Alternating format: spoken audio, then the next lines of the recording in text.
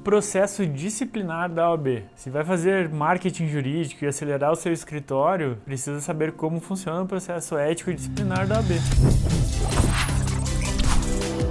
Nesse canal falamos de direito, tecnologia e gestão. Se curtir, se inscreve. Sim, a OAB tem o poder de suspender o advogado, ou até mesmo de expulsar o advogado e proibir ele de exercer a profissão. Ela tem também o papel de proteger o cidadão de pessoas mal intencionadas que aplicam golpes se passando por advogado. O processo disciplinar da OAB começa quando a OAB recebe uma denúncia. Na grande maioria das vezes é feita por outros advogados ou pelos próprios clientes do escritório, ou ainda pelo pessoal do sistema de fiscalização da OAB nacional ou das OABs estaduais. Mas essa denúncia não é um processo ainda, ela é um mero pedido de representação. A subseção local da OAB analisa sua admissibilidade, mas sem analisar o mérito, e pode de fato proceder a arquivamento liminar, se não for adequada ao julgamento pelo Tribunal de Ética. Se não arquivar de pronto, a OAB tem que dar vista para o advogado antes de apreciar, que pode se justificar e indicar nesse momento até 5 testemunhas e as provas que pretende produzir. Retornando o processo ao relator,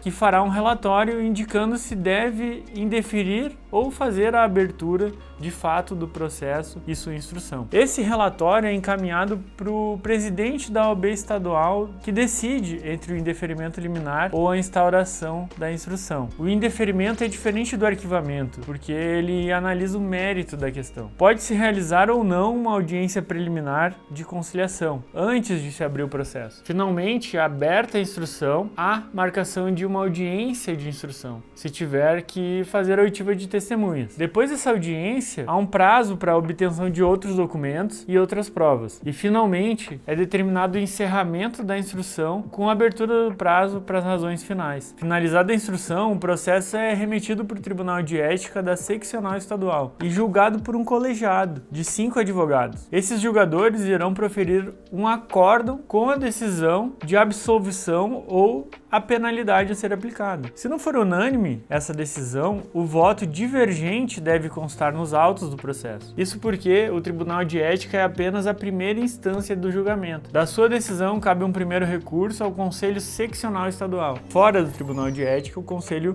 em si mesmo, no qual se pode argumentar sobre o mérito do caso ou ainda sobre vários tipos de nulidades, como citação, notificação irregular, revelia sem defesa dativa adequada, desrespeito ao contraditório e ampla defesa, suspeição e vários outros argumentos. Alguns meses depois, o Conselho Seccional julga o caso e profere um novo acórdão. Após esse novo julgamento, ainda é cabível o recurso ao Conselho Federal, quando não seja unânime ou contrarie o Estatuto da Advocacia, ou contrarie também a decisão anterior do Conselho Federal, ou contrarie decisão de outro Conselho Seccional de outro Estado, ou ainda contrarie dispositivo do Código de Ética e Disciplina, ou também que contraria os provimentos do Conselho Federal. É possível acessar as decisões do Conselho Federal e seus provimentos no site do Conselho Federal da OAB, onde há inventários e jurisprudências, assim como os provimentos. E os sites de todas as OABs estaduais possuem seção de jurisprudência. Entretanto, o Conselho Federal não permite inovar nas alegações. Elas devem ser levantadas antes do julgamento da primeira instância. E é isso que o advogado deve cuidar no início do processo. No caso de exclusão da OAB,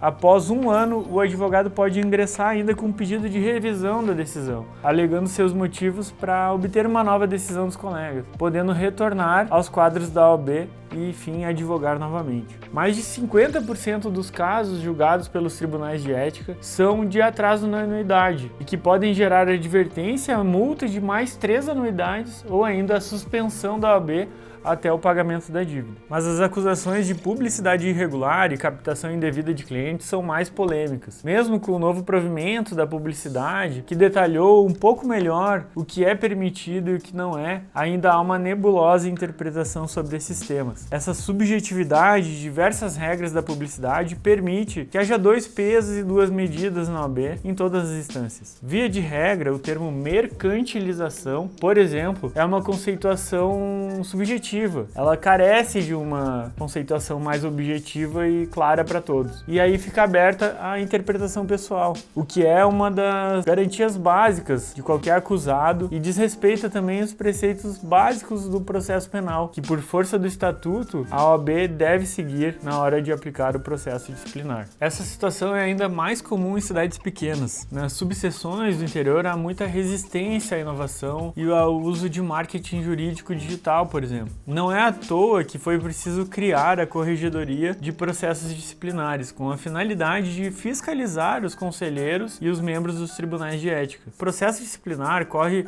em segredo e sem publicidade até a sua decisão final. Isso cria uma ilusão de que ninguém é processado pelos tribunais de ética da OAB, mas exatamente o contrário. Há milhares de processos em andamento. A verdade é que os tribunais de ética são um reflexo do pensamento da maioria dos advogados. À medida que a mentalidade vai mudando, os julgamentos também vão. Pessoalmente, eu acredito que as punições sobre marketing e captação de clientes deveriam ser limitadas à advertência e multa, e que sempre o TED deveria ofertar um acordo para adequação de propagandas excessivas. E para infrações muito mais graves, deveria ser imputada a pena de suspensão ou expulsão, como as condenações por locupletamento contra pessoas pobres, cobrança de honorários excessivos contra hipossuficientes, apropriação indébita de valores recebidos na justiça, ou ainda a apropriação de honorários de outros advogados, coisa que a OAB dificilmente vai punir. É muito comum também o cliente, após receber os seus valores no processo, usar a reclamação na OAB para tentar intimidar o advogado a cobrar os honorários, o que deve ser coibido pelos relatores nas subseções. Na descrição do vídeo estão os manuais oficiais do processo disciplinar e vários links importantes que podem ajudar o advogado a se defender em um processo disciplinar. Espero que esse vídeo seja útil para você e, se for, não deixe de se inscrever no canal para que a gente siga fazendo mais vídeos úteis para a advocacia.